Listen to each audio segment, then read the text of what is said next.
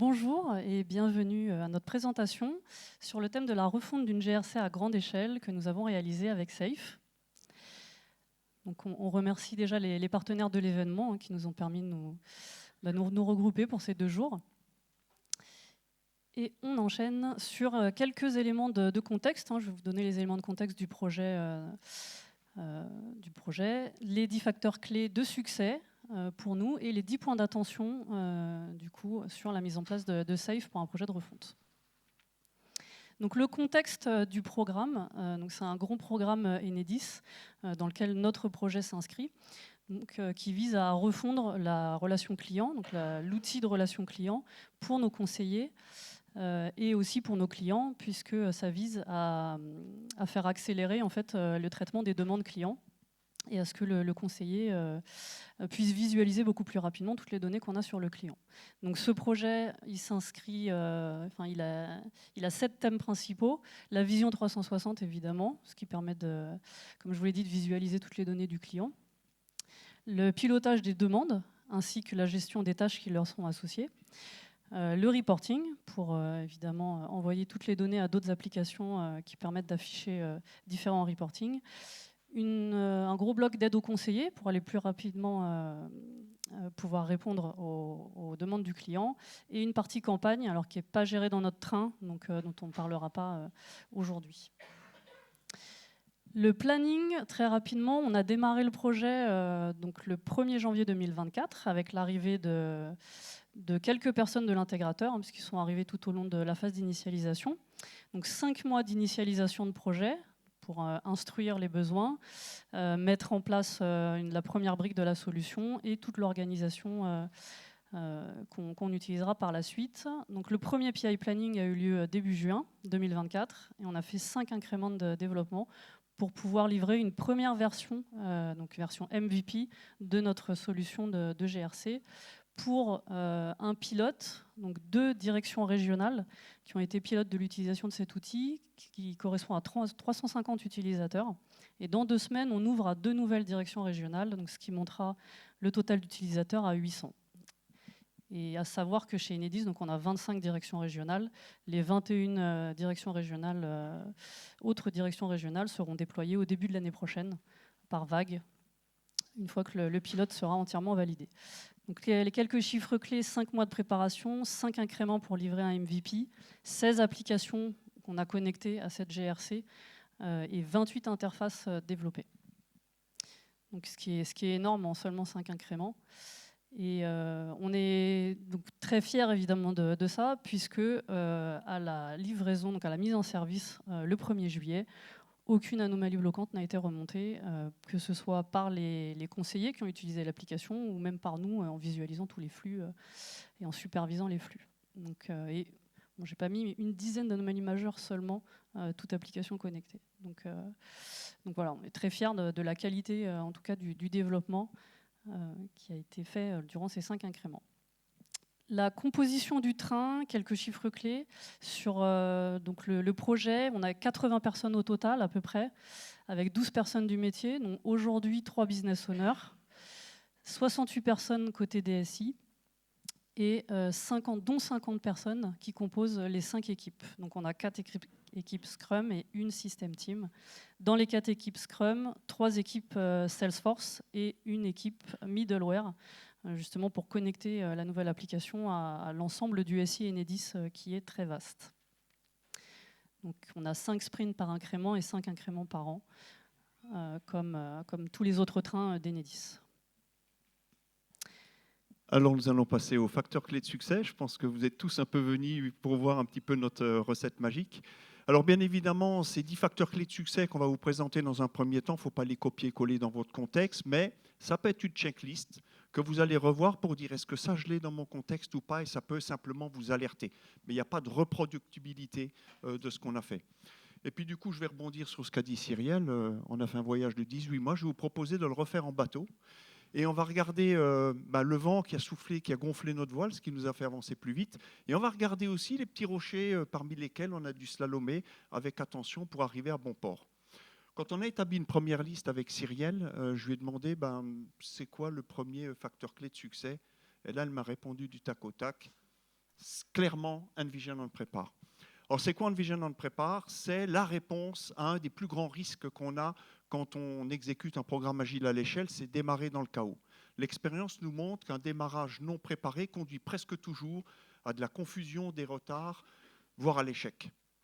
Donc ici, le problème, il est simple, ça va être d'être capable de transformer l'incertitude en clarté au travers d'un backlog de préparation pour pouvoir démarrer dans les meilleures conditions dès le PI 1. Très, très important. Et donc partir sur des rails solides.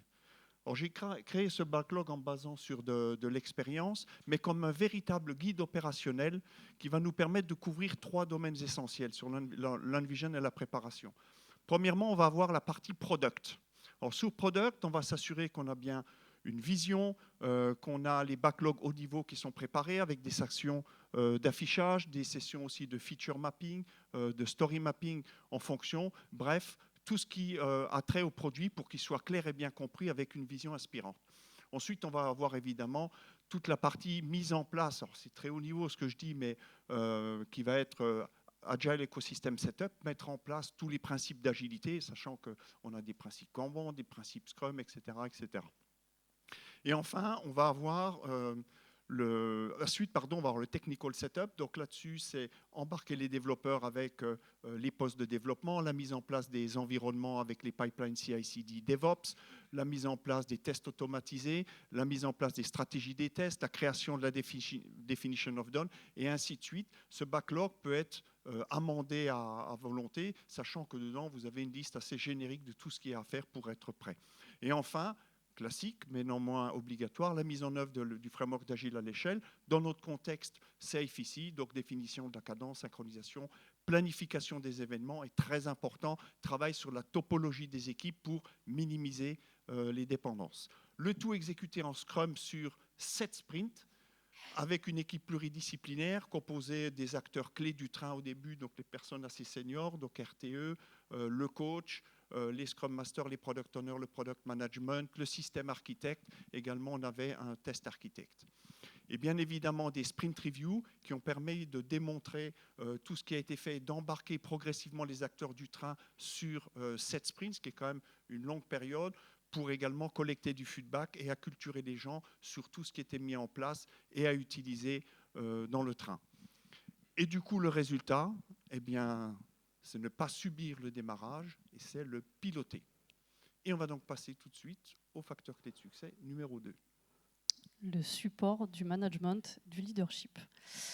Donc ce support, il a été très très important, notamment sur la phase d'initialisation, puisqu'il a permis de résoudre pas mal de problématiques, qu'elles soient organisationnelles ou contractuelles, puisqu'il a fallu qu'on modifie, alors comme le disait Philippe, la topologie des équipes par rapport à la réponse de l'intégrateur.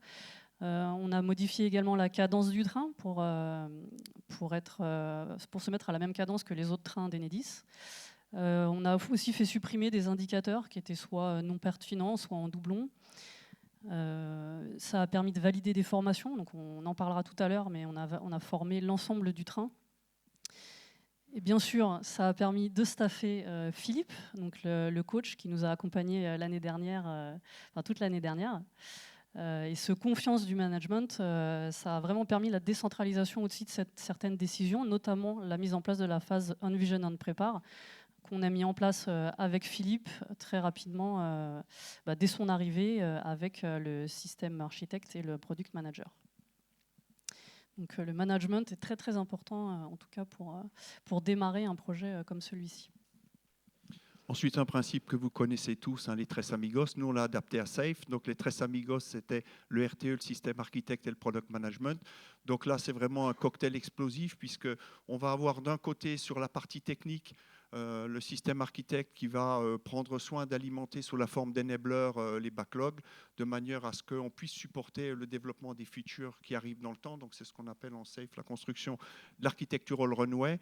On va avoir le coaching efficace du product management par le RTE qui va s'assurer en fait qu'on embarque tous les PI avec un bon niveau de maturité des features, ce qui va apporter de la fluidité et ensuite des plans créés par les équipes qui vont être plus dignes de confiance.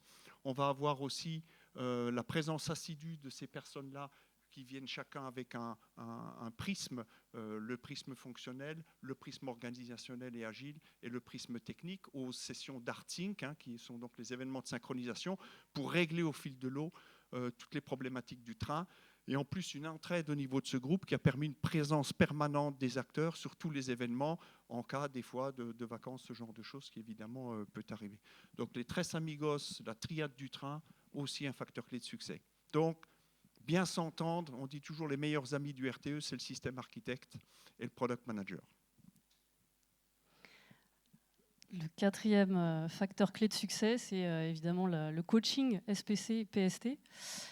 Puisque donc, il a permis de former, comme je vous le disais, l'ensemble du train et de faire des formations à la demande surtout, puisqu'il nous a accompagnés vraiment quasiment à plein temps. Donc, on a réussi à faire des dojos de refinement, par exemple, des mises en place de workshops pour travailler la definition of done, pour coacher également tout ce qui est product backlog.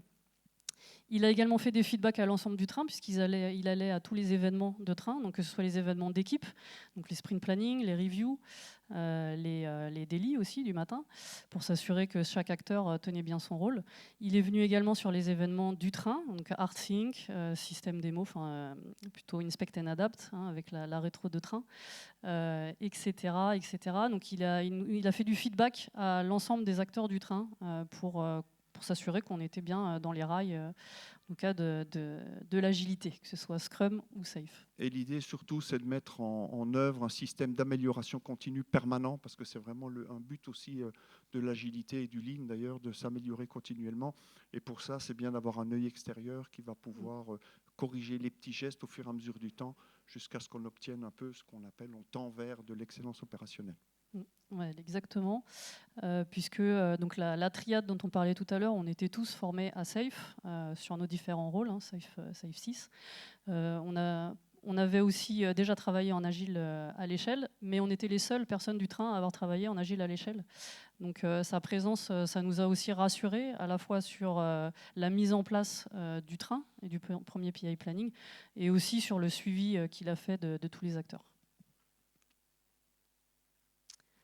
Ensuite, point important, la formation des personnes. Donc, Dean Leffingwell, le créateur de Safe, disait train everyone, launch train. Donc, pour lui, c'était vraiment important de former les gens. C'est important d'ailleurs dans tous les gens, les acteurs professionnels du marché.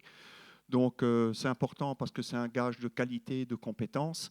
Ça fait aussi un effet d'alignement parce que souvent, quand vous parlez avec des agilistes, chacun il va de sa petite version avec ses biais, etc., dans mon précédent projet, etc., etc. Et donc, l'idée, c'est de réaligner tout le monde. Donc, ce qu'on a eu comme effet vertueux, on a typiquement mis en place la formation Safe for Teams, qui fait partie du plan Quick Start dans Safe. C'est-à-dire que la même semaine où vous avez le planning, vous avez tous les gens qui viennent en formation, donc un gros refresh sur tous les pratiques et techniques et les concepts du Lean, Agile, DevOps et Scale.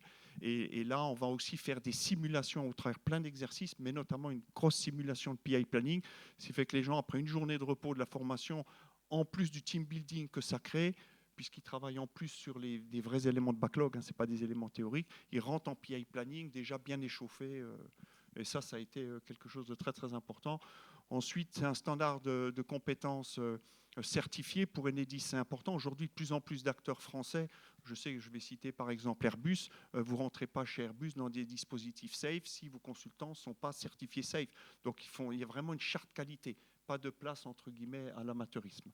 Et après, derrière, ce qu'on récupère, c'est de l'autonomie, de la performance des équipes, parce que tout le monde partage la même vision de l'excellence opérationnelle, et ça permet donc d'avoir ce fameux levier de tendre vers l'excellence opérationnelle, qui est aussi le but de la formation. Et en plus, c'est un cadeau qu'on fait aux personnes, parce que les gens, on le sait très bien, adorent se former, se certifier. Surtout tous ensemble. Exactement. Alors, le point numéro 6, c'est l'agilité du métier, bien sûr, puisque la DSI ne peut pas faire d'agilité toute seule. Donc, on a vraiment eu la chance que nos métiers soient... acceptent tout simplement l'apport de l'agilité et de travailler en tout cas avec les pratiques qu'on leur a apportées. Donc on a commencé le projet avec des expressions de besoin, donc 7 grosses expressions de besoin de 120 pages chacune. Donc pendant ces 5 mois d'initialisation, il a fallu les lire et les dépioter pour réussir à en sortir des grands thèmes, des fonctionnalités, des macro-fonctionnalités, et autres. Et du coup, on les a onboardés avec un feature mapping. Feature mapping très visuel, hein, donc ils sont tout de suite rentrés dedans.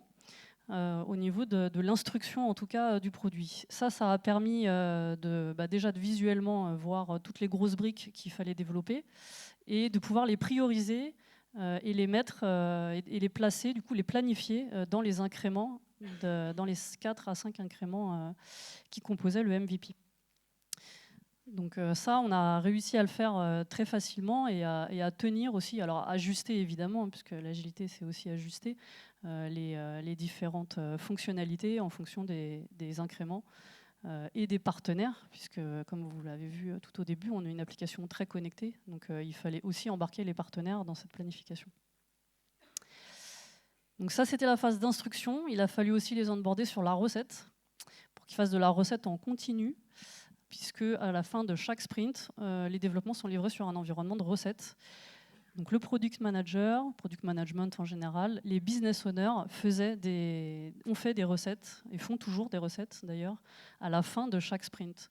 Ce qui permet vraiment de tester l'ensemble de l'incrément pendant l'incrément, et d'être sûr que sur le dernier sprint de l'incrément, on n'ait pas d'anomalie bloquante et qu'on puisse livrer en production, puisque voilà, le but aussi de l'agilité, c'est de développer en cadence, mais de livrer aussi en cadence, bien sûr. Donc on livre aujourd'hui chaque incrément sur la production à la fin des incréments. Et donc la recette métier, donc plutôt business owner, a lieu pendant l'incrément. Les métiers au-dessus, donc nos chefs de l'eau et autres métiers, c'est plutôt à la fin de l'incrément. Mais ils sont toujours ravis de voir la qualité, en tout cas, de l'outil, puisqu'il est recetté continuellement par l'ensemble du train. Et la dernière phase, donc vous avez vu ces 7 merveilleuses expressions de besoin que nous avons eues sur la première version pour le MVP. Évidemment, nous ne nous arrêtons pas à cette première version qui a donc été livrée le 1er juillet en production. On continue avec une saison 2, comme ils appellent ça, et la saison 2, des nouveaux besoins. Et donc ces nouveaux besoins, on a fait rentrer la notion d'EPIC et WSJF au début de l'année. Et donc maintenant, on travaille comme ça avec une présentation des épiques une fois par mois, le calcul du WSJF, donc voilà, tout ce qui est business valeur et job size côté SI, et on priorise toutes ces épiques et les fonctionnalités qui en découlent de cette manière.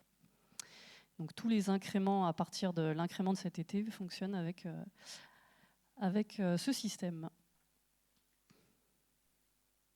Et nous pouvons passer au 7e facteur. De la motivation et du sens. Alors ça, c'est quelque chose, pareil, vous pouvez checker, voir si vous avez ça dans vos environnements. Donc non, on l'a réussi à l'avoir. Alors pour traduire, c'est quoi la motivation et le sens, j'aime bien raconter l'histoire des 3 tailleurs de pierre. Donc un jour, il y a un monsieur qui voit des tailleurs de pierre et il s'avance vers le premier. Qu'est-ce que vous faites? Ah, je taille des pierres. Ah, ok. Donc il s'approche du 2e tailleur de pierre. Qu'est-ce que vous faites? Je taille des pierres pour gagner ma vie et nourrir ma famille. Ah, ok. Puis il va vers le 3e tailleur de pierre. Qu'est-ce que vous faites, monsieur? Je taille des pierres pour bâtir une cathédrale. Et donc, voilà la personne qui est inspirée. Alors, vous avez ça dans votre environnement quand vous rentrez dans un PI planning et vous voyez des visions inspirantes qui vont inspirer en fait les développeurs et engager les développeurs dans l'acte d'aller sprinter pour produire cette vision future, en fait, cette version future du produit. Également, dans les systèmes démo, on va voir tous les parties prenantes métiers qui vont venir pour valoriser le travail fait par les équipes et également fournir des feedbacks précieux. Et aussi, pour maintenir ce principe-là, ça va être le travail au quotidien des Scrum Masters, du RTU sur le terrain pour que ça se réifie. Et on va avoir également aussi toute cette culture qu'on appelle psychological safety en anglais, c'est d'avoir un environnement bienveillant où les gens peuvent s'exprimer et remonter tous les problèmes, ce qui fait qu'en fait, comme on a les problèmes, on est capable de les résoudre.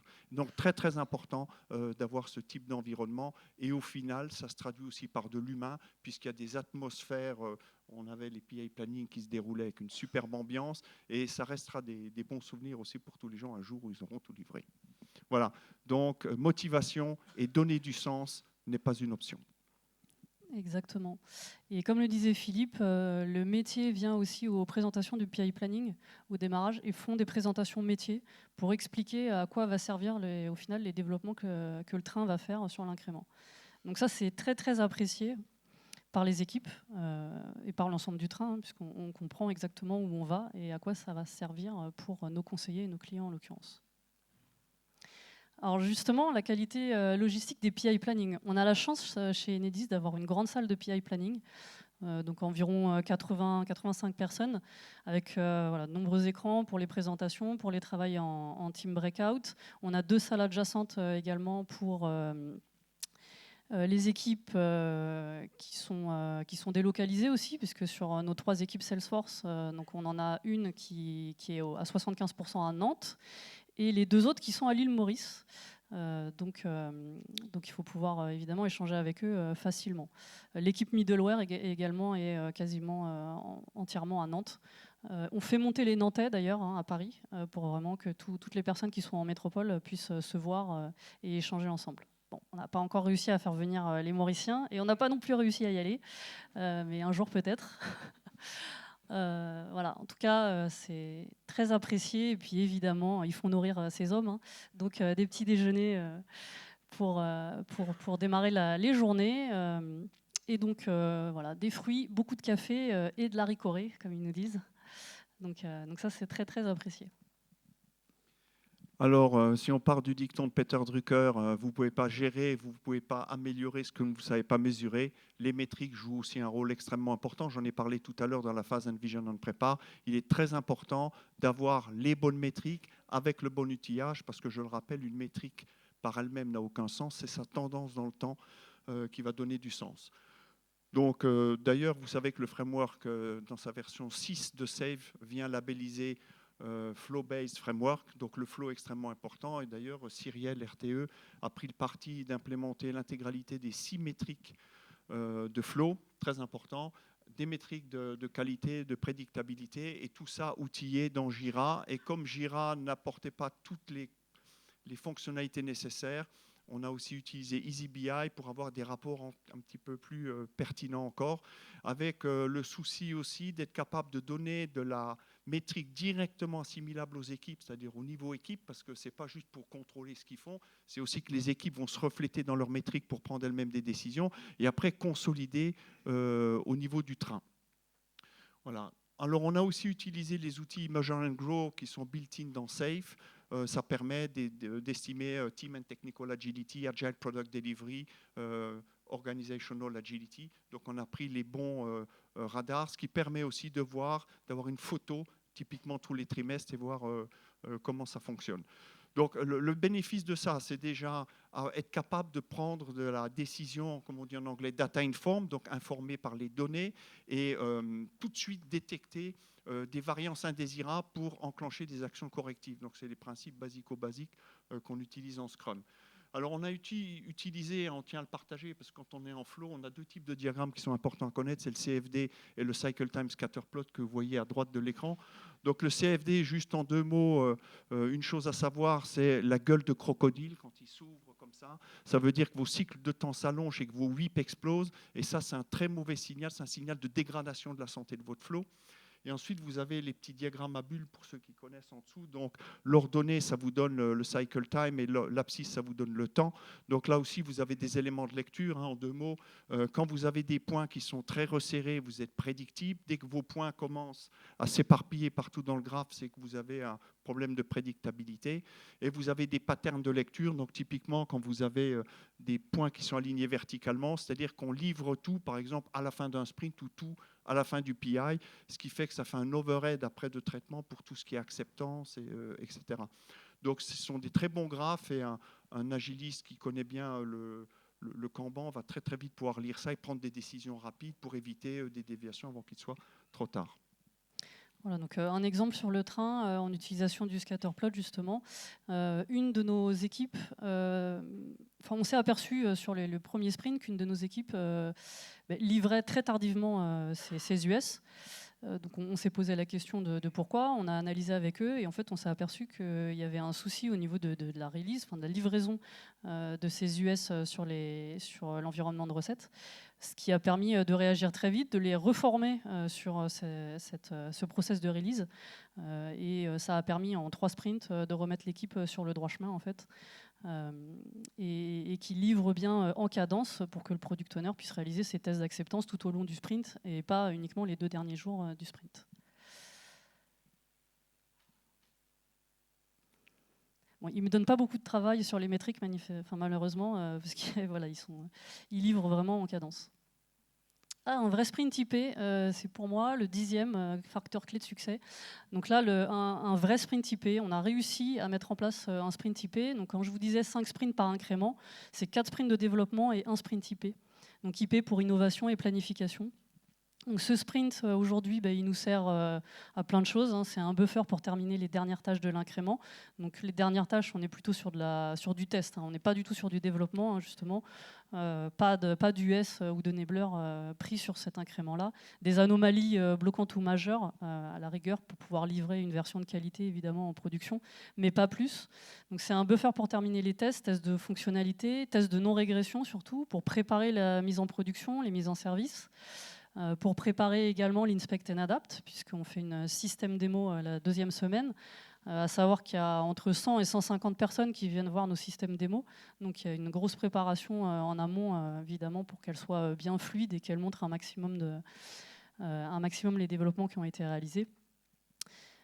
Ensuite, donc on continue aussi le refinement des US sur ce sprint pour être en capacité d'avoir 2 sprints d'avance. Donc évidemment, on ne fait pas la planif avant le PI planning, mais c'est pour en tout cas avoir un backlog d'US prêt dès le démarrage du premier sprint.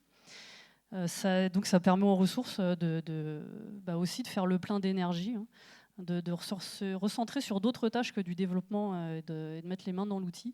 C'est un temps de partage entre les équipes aussi, puisqu'on ne veut surtout pas qu'une équipe une seule équipe travaille sur un seul thème. Donc, toutes les équipes doivent pouvoir développer n'importe quelle US ou n'importe quelle fonctionnalité qu'on leur présente. Donc il y a un partage continu pendant ces sprints typés pour que les équipes échangent entre elles sur ce qu'elles ont développé justement sur l'incrément. Donc échangent entre elles sur le développement et les tests, pas uniquement sur une review ou montrer ce que ça donne.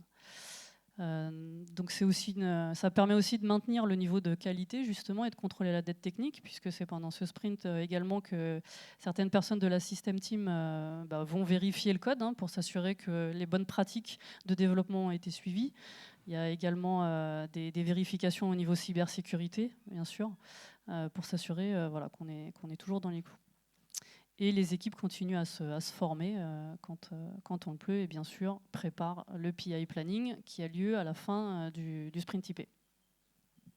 Alors, point particulier, on a mis on va dire les équipes de développement au honneur de l'agenda, c'est-à-dire c'est eux qui collaborent avec le RTE pour dire on va faire ça là, c'est pas imposé, faites comme ça.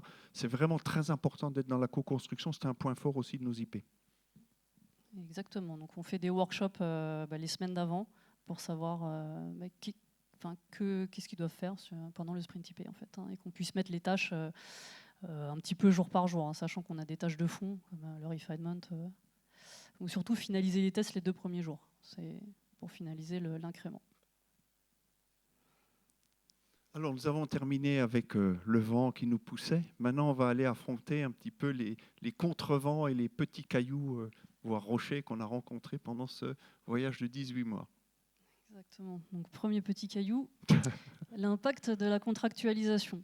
Donc, on a démarré le 1er janvier 2024 avec un contrat, une réponse de l'intégrateur. Et voilà, on a eu ça dans les mains. Et on s'est aperçu qu'il n'y avait pas beaucoup d'agilité, ou en tout cas qu'on pouvait l'améliorer. Donc évidemment, un contrat, c'est essentiel, c'est obligatoire pour établir un cadre clair de travail entre l'entreprise et les intégrateurs.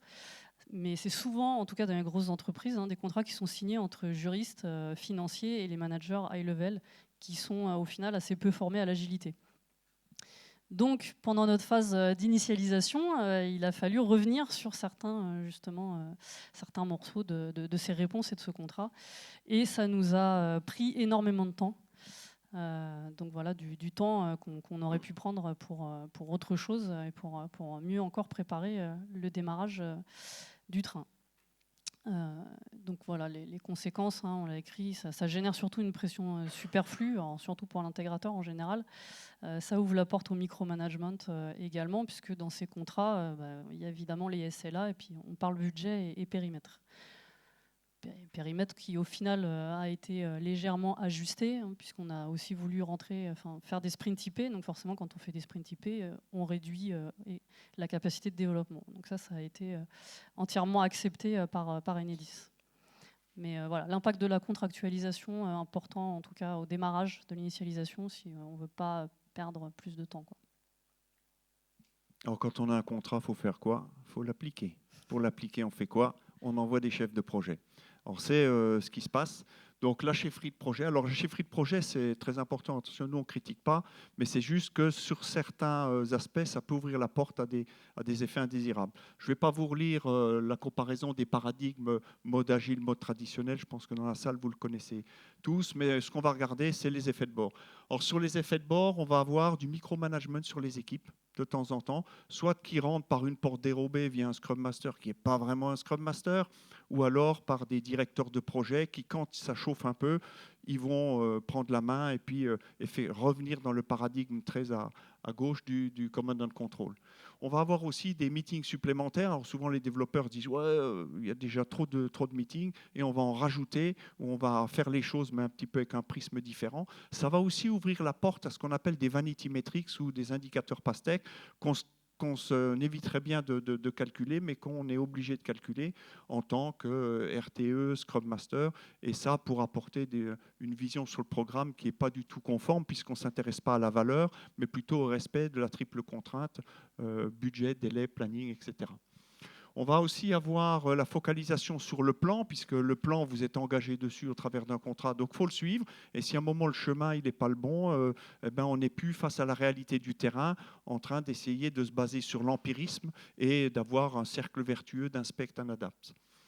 On va avoir aussi tout ce qui est rapport de statut. De temps en temps, ça va générer aussi de la pression sur les équipes qui tombent d'un coup, pour plein de raisons. Vous avez vu tout à l'heure la petite formule que Cyril montait à droite sur la vélocité. On n'est plus dans les clous de la vélocité, alors que nous, ce qu'on pilote normalement, c'est l'outcome, la valeur. Et ensuite, après, évidemment, on fait tous de l'agile en termes de centré sur le client, valeur et outcome, ça veut dire impact.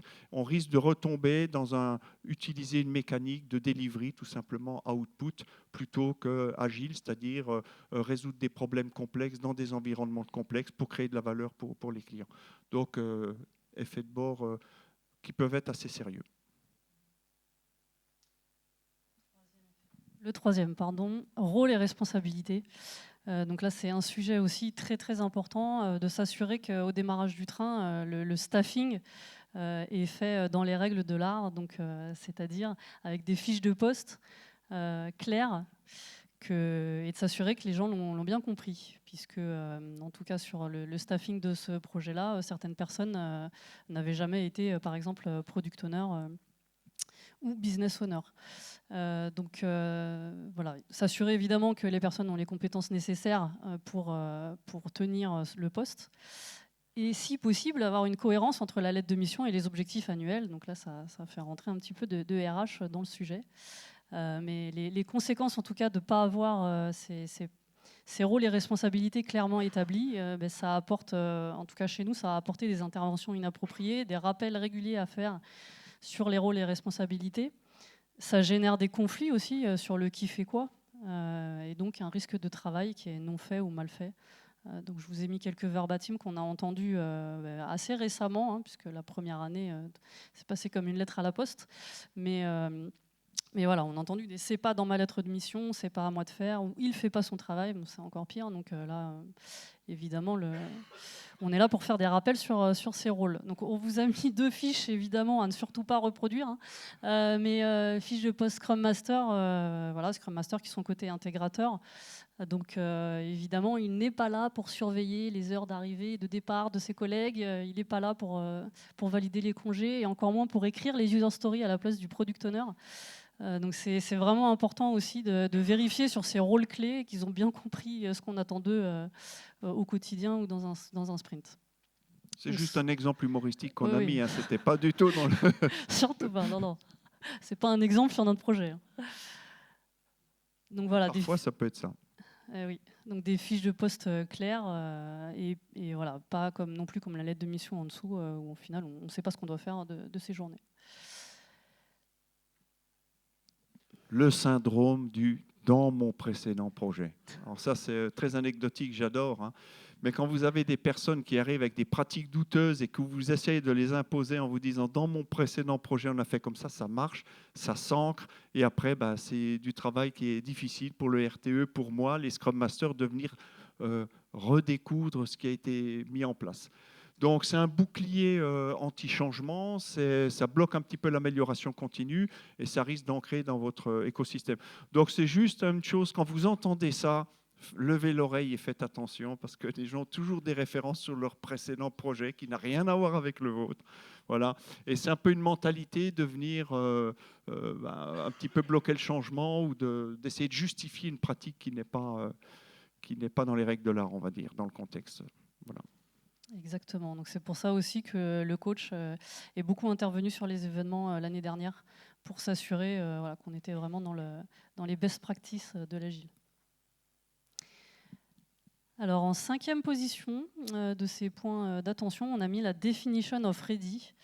Donc qu'est-ce que c'est? Alors effectivement, c'est une checklist, la definition of ready, de critères qui garantissent qu'un ticket, donc que ce soit une fonctionnalité, une user story ou tout autre ticket, soit bien comprise, estimée et priorisée avec des critères d'acceptance clairs et surtout des dépendances identifiées quand il y en a.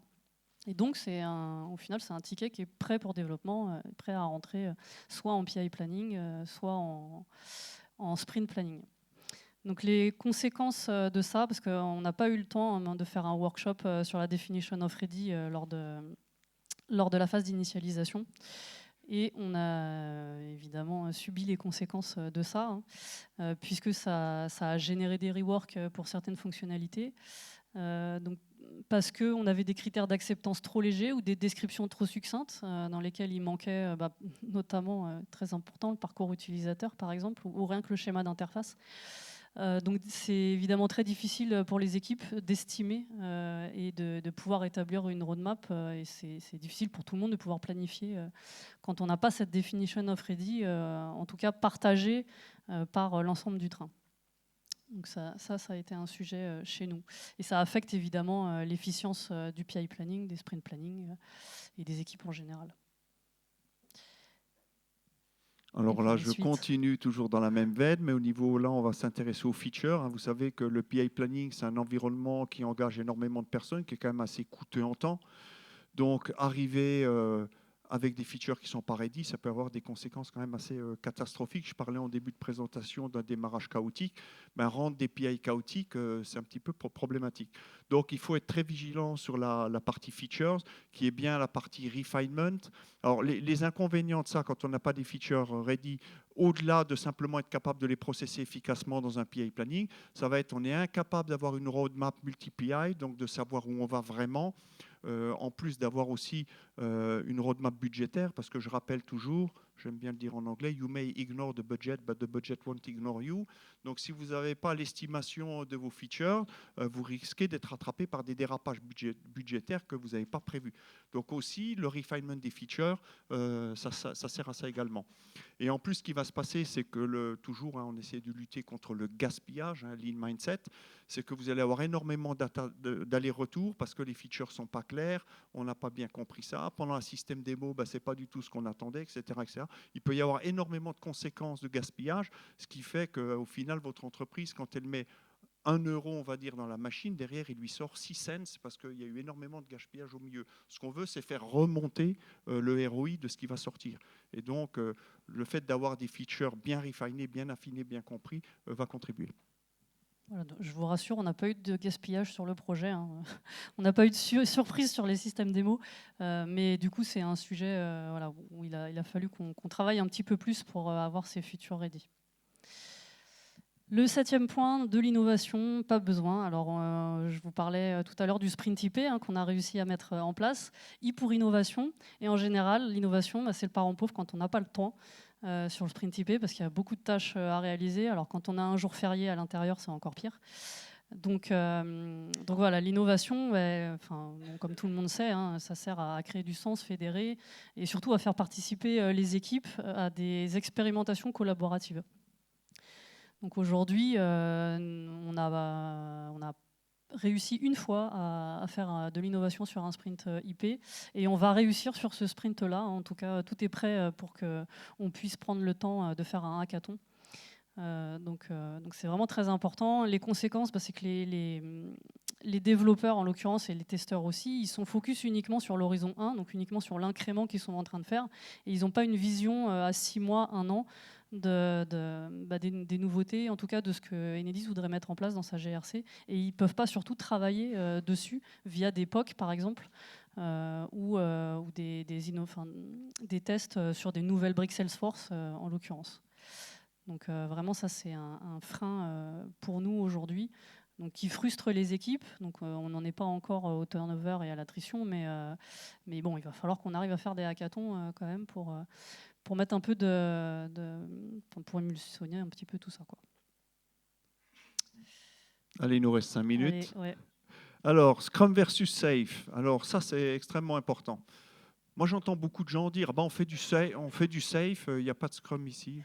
Bon, les gens ne comprennent pas que safe, vous pouvez en faire avec du Kanban, de l'XP programming, du fonctionnement Spotify à l'intérieur, mais dans 90% des cas, c'est quand même du Scrum. Et la complémentarité Safe et Scrum, elle est essentielle parce que vous pouvez voir Safe comme une serre dans laquelle vous mettez des équipes, donc ça va être un amplificateur. Vous voyez en premier la phrase de Ken Schwaber, nail it before scale it, ça veut dire lancer des équipes à niveau professionnel avant de monter à l'échelle. Parce que si vous avez des équipes qui dysfonctionnent en Scrum, vous allez amplifier les dysfonctionnements et ça risque d'être vraiment carrément le chaos. Donc il est important de sortir du paradigme qu'on appelle Scrum Bud, Zombie Scrum, c'est-à-dire du Scrum qui n'en a que les mots. Et au final, ça va être contre-productif.